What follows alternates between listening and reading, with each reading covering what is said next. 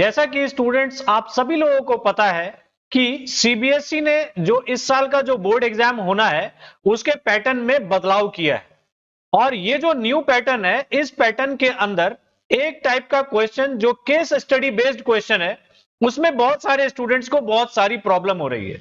वो स्टूडेंट्स ये नहीं समझ पा रहे हैं कि उस क्वेश्चन को आपको अटेम्प्ट कैसे करना चाहिए। तो आज के वीडियो में स्टूडेंट्स हम लोग इसी प्रॉब्लम को सॉर्ट आउट करेंगे और देखेंगे कि आपको केस स्टडी वाले जो क्वेश्चंस हैं, इन क्वेश्चंस को सॉल्व करने के लिए आपको किन किन बातों का ध्यान रखना चाहिए। Hello my dear students, welcome to daily learn. आइए स्टूडेंट्स डिस्कस करते हैं और देखते हैं कि किस तरीके से आप लोगों को केस स्टडी के क्वेश्चंस को सॉल्व करना चाहिए। और स्टूडेंट्स एक बात और मैं आप लोगों को बता दूं कि इस वीडियो के एंड में मैं आपको दो बहुत इंपॉर्टेंट टिप बताऊंगा कि ओएमआर शीट को आपको किस तरीके से अटेम्प्ट करना है जिससे कि आपका टाइम वेस्ट ना हो और आपका पूरा पेपर टाइम पे खत्म हो सके। तो इसका टिप मैं आपको इस वीडियो के एंड में दूंगा, तो इसीलिए ये वीडियो को पूरा देखना आपके लिए बहुत जरूरी है। इसमें स्टूडेंट्स मैं आप लोगों को कुछ टिप्स देना चाहूंगा। इसमें सबसे बड़ी बात आपको ये समझ में आनी चाहिए कि ये जो केस स्टडी वाले जो क्वेश्चंस होते हैं, ये क्वेश्चंस आते कहां से हैं। तो स्टूडेंट्स पहली बात आपको मैं ये बताऊं कि ये जो केस स्टडी वाले जो क्वेश्चंस होंगे, इन क्वेश्चंस को अटेम्प्ट करने के लिए आपको दो तीन बातें ध्यान रखनी चाहिए। सबसे पहली बात ये कि जो आपका ये जो केस स्टडी वाले क्वेश्चंस होंगे, ये आपके चैप्टर में से ही होगा, चाहे वो किसी भी सब्जेक्ट से रिलेटेड हो, मैथ्स हो, साइंस हो, सोशल स्टडीज हो, कोई भी सब्जेक्ट होगा, उसका जो केस स्टडी वाला क्वेश्चन बनेगा वो आपके उस पर्टिकुलर चैप्टर में से ही बनेगा जो आपके सिलेबस में है। दूसरी बात स्टूडेंट्स आप लोगों को यह ध्यान रखनी चाहिए कि आपको केस स्टडी के जो क्वेश्चंस होंगे वो तभी आप कर सकोगे जब आपको उस पर्टिकुलर चैप्टर का, जिसमें से वो क्वेश्चन आए हुए हैं, उसका पूरा नॉलेज होगा। इससे क्या होगा, अगर उसका नॉलेज आपको पहले से है तो आपको वो जो ऊपर पैराग्राफ दिया रहेगा उस पैराग्राफ को पढ़ने की जरूरत नहीं पड़ेगी, जिससे कि उसको पढ़ने में जो टाइम वेस्ट होना है वो टाइम आपका बच जाएगा। इसीलिए ये मेरा रिकमेंडेशन है आप लोगों को कि आपको जो भी आपके सिलेबस है उस सिलेबस का पूरा अच्छे से थॉरोली आपको वो चैप्टर पढ़ना चाहिए, जिससे कि केस स्टडी वाले क्वेश्चंस को सॉल्व करने में आपको बहुत हेल्प होने वाली है। तीसरी बात स्टूडेंट ये कि आपको ये जो केस स्टडी वाले क्वेश्चंस हैं, इसको सॉल्व करने के लिए आपको घबराने की जरूरत नहीं है। ये बहुत ही सिंपल और बहुत ही अच्छे क्वेश्चंस होते हैं, बहुत आसानी से आप इनको सॉल्व कर सकेंगे। बस वही बात है कि आपका वहां पे प्रेजेंस ऑफ माइंड कैसा है, इस पे सारी बातें निर्भर करेंगी। तो स्टूडेंट्स अब हम देखते हैं कि आपके जो अलग अलग सब्जेक्ट्स हैं उसमें कितने आपको केस स्टडी वाले क्वेश्चंस आएंगे और उसमें से आपको कितने क्वेश्चंस अटेम्प्ट करने हैं। तो स्टूडेंट्स अगर मैं मैथमेटिक्स सब्जेक्ट की बात करूं तो इसमें आपको दो केस स्टडी बेस्ड क्वेश्चंस होंगे और दोनों में आपको 5-5 क्वेश्चंस होंगे और टोटल मिला के मतलब 10 क्वेश्चन बनते हैं। उस 10 क्वेश्चन में से आपको 8 क्वेश्चन अटेम्प्ट करने हैं। इस बात का जरूर ध्यान रखिएगा स्टूडेंट्स कि वो 8 क्वेश्चन जो आप अटेम्प्ट करेंगे उसमें से पहले केस स्टडी में से 5 क्वेश्चन भी हो सकते हैं और दूसरे में से 3 भी कर सकते हो। बस लेकिन इस चीज का जरूर आप लोग ध्यान रखिए कि आपको सिर्फ 8 ही क्वेश्चन अटेम्प्ट करने हैं। अगर किसी स्टूडेंट ने 10 के 10 अटेम्प्ट कर दिए तो उसके पहले 8 अटेम्प्टेड क्वेश्चन ही चेक किए जाएंगे। यह बहुत इंपॉर्टेंट पॉइंट है, इसको अंडरस्टैंड करिएगा आप लोग। इसके बाद स्टूडेंट अगर मैं साइंस पे आऊं तो साइंस में आपको 3 केस स्टडी वाले क्वेश्चन मिलेंगे और हर एक केस स्टडी में आपको 4-4 क्वेश्चंस मिलेंगे। तो टोटल मिला के होते हैं 12 क्वेश्चंस और उस 12 में से आपको 10 क्वेश्चन अटेम्प्ट करने होंगे। इसमें भी आपको यह ध्यान रखना है कि पहले 10 अटेम्प्टेड क्वेश्चन ही आपके चेक होंगे। किसी ने अगर 12 के 12 कर दिए और पहले अगर 2 गलत हैं तो उसके पहले ही 10 क्वेश्चन चेक होंगे, लास्ट वाले 2 चेक नहीं होंगे। यह बहुत इंपॉर्टेंट पॉइंट है, इसको कई स्टूडेंट्स नहीं समझते हैं, इसको जरूर आप लोग नोट कर लीजिएगा। अगर मैं सोशल स्टडीज की बात करूं स्टूडेंट्स तो इसमें भी आपको 2 केस स्टडी क्वेश्चंस मिलेंगे, जिसमें दोनों में आपको 6-6 क्वेश्चंस मिलेंगे और 6-6 मतलब टोटल मिला के हो गए 12 क्वेश्चंस और उन 12 में से आपको 10 क्वेश्चन अटेम्प्ट करने हैं। और 10 क्वेश्चन का मतलब क्या हुआ कि पहले केस स्टडी में से आप 6 क्वेश्चन भी अटेम्प्ट कर सकते हैं, तो अगले में से आपको 4 ही अटेम्प्ट करने होंगे, या तो फिर आप दोनों में से 5-5 अटेम्प्ट करिए। इस चीज का जरूर आप लोगों को ध्यान रखना है स्टूडेंट्स कि पहले 10 अटेम्प्टेड क्वेश्चन ही आपको चेक होंगे।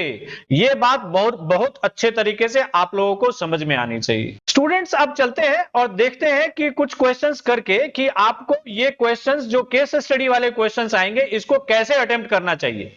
इसमें पहले हम बात करेंगे मैथमेटिक्स के क्वेश्चन की।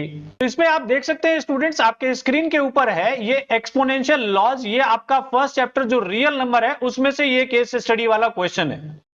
इस केस स्टडी में देखिए स्टार्टिंग में आपको ये इस तरीके से पैराग्राफ दिया रहेगा। अगर आप, ये तो छोटा पैराग्राफ है, कई बार क्वेश्चन में आपको बहुत बड़ा पैराग्राफ भी मिल सकता है। आप बिना पैराग्राफ को देखे इन क्वेश्चंस को सॉल्व कर सकते हो अगर आपको इस चैप्टर का कॉन्सेप्ट पता है तो देखिएगा किस तरीके से आप इस क्वेश्चन को कर सकते हैं। इसमें देखिए पहला क्वेश्चन क्या कह रहा है, for what value of n 4 की पावर n एंड्स इन 0, 4 की पावर n 0 से एंड कब करेगा n के किस वैल्यू पे। तो आपको ये बात पता होनी चाहिए, 4 जो होता है वो 2 इंटू 2 प्राइम नंबर के अगर मल्टीपल के टर्म में बात करें तो 4 2 इंटू 2 लिख सकते हैं। और कोई भी नंबर अगर 0 से एंड करता है तो उसका एटलीस्ट एक बार 2 इंटू 5 फैक्टर चाहिए ही चाहिए। तो यहां पे देखिए चाहे n की जो मर्जी वैल्यू डाल दें, ये कभी भी आपको यहां पे 5 नहीं मिलेगा, और जब भी यहां पे 5 नहीं मिलेगा तो ये डेफिनेटली 0 से एंड कभी भी नहीं कर सकता।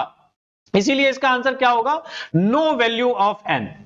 तो यहां पे देखिए पैराग्राफ पढ़ने की जरूरत पड़ी नहीं है आपको। यहां पे देखिए सेकंड क्वेश्चन की अगर बात करें तो if a is a positive rational number और n is a positive integer greater than 1, n कोई पॉजिटिव इंटीजर है जो 1 से बड़ा है, तो कह रहा है then for what value of n a की power n is a rational number. तो स्टूडेंट्स इसमें देख सकते हैं a हमारे पास कोई एक पॉजिटिव रैशनल नंबर है और n उसकी पावर है, और n की वैल्यू क्या बोल रहा है, 1 से बड़ी है, मतलब कोई पॉजिटिव वैल्यू है।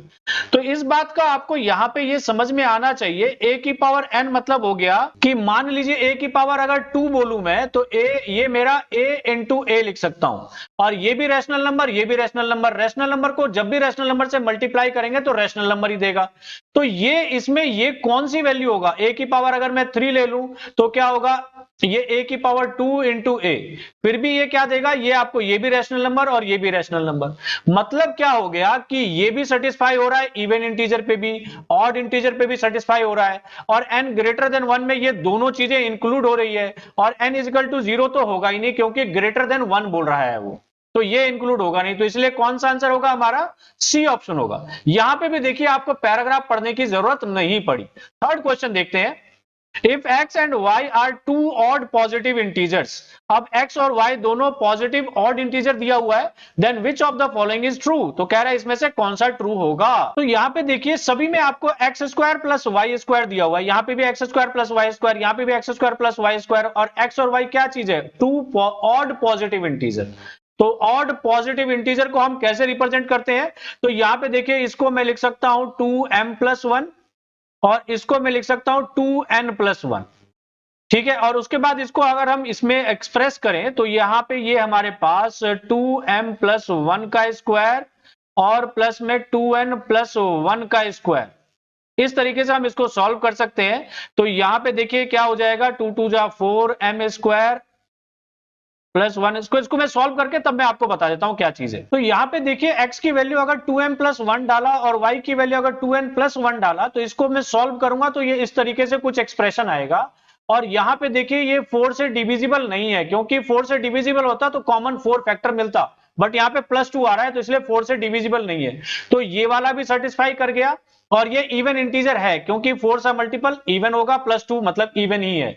तो इसीलिए कौन कौन सा ऑप्शन इसमें ए और बी दोनों करेक्ट है, इसीलिए आपका डी ऑप्शन करेक्ट ऑप्शन होगा। नेक्स्ट क्वेश्चन देखते हैं अब स्टूडेंट्स, इसमें देखिए क्या कह रहा है, the statement 1 of every 3 consecutive positive integer is divisible bye 3। तो इस स्टेटमेंट देखेंगे, कह रहा है 1 of every 3 consecutive positive integer is divisible bye 3। कोई भी कॉन्जिक्यूटिव पॉजिटिव इंटीजर की बात करें तो हर तीसरा नंबर जो होगा वो 3 से डिविजिबल होगा। तो ये ऑलवेज ट्रू या ऑलवेज फॉल्स या समटाइम ट्रू या नन ऑफ दीज। तो ये बात तो स्टूडेंट्स आपको हमेशा समझ में आनी चाहिए। 3 कॉन्जिक्यूटिव इंटीजर मतलब मान लीजिए 1 2 3 की बात करें या मान लीजिए 7 8 9 की बात करें, तो हमेशा तीन एक नंबर कोई ना कोई 3 से डिविजिबल होगा ही। इसमें भी देखिए आपको, या फिर मान लीजिए 15 17 18 19 ले लेते हैं, तो यहां पे भी देखिए आपको ये भी नंबर आपको 3 से डिविजिबल है। तो हर बार जो तीसरा नंबर मिलेगा वो हमेशा क्या होगा, 3 से डिविजिबल होगा ही। तो ये ऑलवेज ट्रू वाली बात है। ओके, नेक्स्ट क्वेश्चन देखते हैं students. If n is any odd integer, अब n कोई एक ऑड इंटीजर दिया हुआ है, then n square minus 1 is divisible by. तो यहां पे n कोई भी ऑड इंटीजर है, तो मान लीजिए कोई भी ऑड इंटीजर, मान लीजिए 5 ले लेते हैं, 5 5 जा 25, 25 माइनस 1 24 होगा। तो 24 किससे डिविजिबल होता है, 8 से। अगर मान लीजिए इसके जगह पे कोई और मैं ले लूं, 15 ले लेते हैं, तो 15 का स्क्वायर होता है 225 में से 1 गया 224। ये भी देखिए 8 से डिविजिबल होगा, 8 दूनी 16 और 8 8 जा 64। तो हमेशा वो 8 से डिविजिबल होगा। ये चीज समझना आप लोग, n square minus 1 is always divisible by 8। तो स्टूडेंट्स ऐसा आप देख सकते हैं, इस क्वेश्चन को जब मैंने किया तो यहां पे कहीं पे भी आपको पैराग्राफ को देखने की जरूरत नहीं पड़ी। तो यही बात आपको बताना चाह रहा हूं मैं कि जब भी आप केस स्टडी वाले क्वेश्चंस करेंगे तो ये जरूरी नहीं है कि आपको पैराग्राफ पढ़ना ही चाहिए। आपको अगर कॉन्सेप्ट क्लियर है पूरे सिलेबस का, तो आप डेफिनेटली उस क्वेश्चन को बिना पैराग्राफ पढ़े आप सॉल्व कर सकते हो। इसीलिए मेरा ये आपको सजेशन है कि जब भी केस स्टडी वाले क्वेश्चंस हैं, पहले क्वेश्चन सॉल्व पढ़ लो, आप उसको देखो, जो जो सॉल्व हो जा रहा है उसको कर लीजिए, और किसी क्वेश्चन में अगर आप फंसते हो तो आप पैराग्राफ पे तब जाइए, आप उसको पढ़िए। अब चलते हैं स्टूडेंट्स और देखते हैं कि साइंस के केस स्टडी के क्वेश्चंस को आपको कैसे अटेम्प्ट करना चाहिए। तो स्टूडेंट्स मैंने साइंस का भी आपको केस स्टडी का एक क्वेश्चन ले लिया है। यहाँ पे ये देखिए, आपको ये पैराग्राफ है, ये पैराग्राफ पहले आपको नहीं पढ़ना है, पहले आपको क्वेश्चंस करने हैं। क्वेश्चंस देखिए कैसे करेंगे। पहला क्वेश्चन कह रहा है विच of the following reactions is a decomposition reaction. Decomposition reaction कौन सा है, तो इसमें पैराग्राफ पढ़ने की जरूरत क्या है, आपको पता है पहले से। डिकम्पोजिशन रिएक्शन वो होता है जिसमें रिएक्टेंट एक हो और प्रोडक्ट उसमें 2 या 2 से ज्यादा हो। तो यहां पे देखिए सिर्फ यही वाला एक है जिसमें कि आपको एक रिएक्टेंट है, बाकी प्रोडक्ट 2 है, तो इसीलिए ये आपका डिकम्पोजिशन रिएक्शन हो गया। सिंपल, खेल खत्म। अब स्टूडेंट देखिए सेकंड क्वेश्चन में क्या कह रहा है, आपको रिएक्शन दिया हुआ है और इस रिएक्शन में ये देखिए, ये आपको ये कंप्लीट नहीं है। तो अगर आपको रिएक्शन ये कंप्लीट करना आता है या रिएक्शन के बारे में पता हो तो आप आसानी से इसके बारे में पता लगा सकते हैं। तो ये जो रिएक्शन होगा यहाँ पे ये 4NO2 होगा। अगर आप लोगों को रिएक्शन के बारे में पता होगा तो डेफिनेटली आप यहाँ पे 4NO2 लगाओगे, और जैसे ही आपको पता चल गया तो आप आराम से ये what is Na in the given reaction आराम से बता सकते हो, ये है। इसमें कुछ भी पैराग्राफ पढ़ने की जरूरत नहीं है। थर्ड देखिए यहाँ पे, amino acid is formed by the decomposition of which component of our diet। हमारे डाइट के कौन से कंपोनेंट के डिकम्पोजिशन से एमाइनो एसिड बनता है। तो इसमें भी आपको पैराग्राफ पढ़ने की जरूरत नहीं। स्टूडेंट्स अगर आपको पता होगा कि प्रोटीन जो होता है, प्रोटीन ही ब्रेक डाउन होके एमाइनो एसिड में कन्वर्ट होता है, तो ये प्रोटीन हमारे डाइट में कन्वर्ट होता है किसमें, एमाइनो एसिड में, वही डिकम्पोज होता है एमाइनो एसिड में। तो खेल खत्म है, देखिए पैराग्राफ पढ़ने की जरूरत नहीं। फोर्थ देखिए क्या कह रहा है, silver chloride on exposure to sunlight. Silver chloride जब सन के एक्सपोजर में आता है of a long duration turns grey, तो वो ग्रे कलर में कन्वर्ट हो जाता है। क्यों होता है, ड्यू टू। तो ये 4 पॉइंट्स हैं और इसमें ये ऑप्शंस आपको टिक लगाने हैं। तो इसका सबसे पहले मैं आपको रिएक्शन लिख देता हूं और रिएक्शन से आपको पता चलेगा कि कौन सी बात ठीक है इसमें। तो इसका स्टूडेंट्स रिएक्शन होता है सिल्वर क्लोराइड का AgCl2 और ये डिकम्पोज होता है सनलाइट की प्रेजेंस में। सनलाइट की प्रेजेंस में ये डिकम्पोज हो जाएगा आपका सिल्वर, और साथ में ये क्लोरीन गैस में ये कन्वर्ट होता है। सिल्वर को अगर मैं इसको आपको बैलेंस करूं तो 2AgCl2 और Cl2, ये इस तरीके से आपको इसका रिएक्शन मिलता है, डिकम्पोजिशन ऑफ सिल्वर क्लोराइड। तो यहां पे देखिए क्या फॉर्म हो रहा है, ये सिल्वर फॉर्म हो रहा है। तो यहां पे देखिए formation of silver by decomposition of silver chloride, तो ये डिकम्पोज, ये वाली बात ठीक हो गई। बाकी इन तीनों में से कोई भी बात ठीक नहीं होती है, तो इसीलिए कौन सा ऑप्शन ठीक होगा, सिर्फ ए ऑप्शन आपका करेक्ट ऑप्शन होगा। तो यहां पे भी देखिए आपको पैराग्राफ पढ़ने की जरूरत नहीं पड़ी।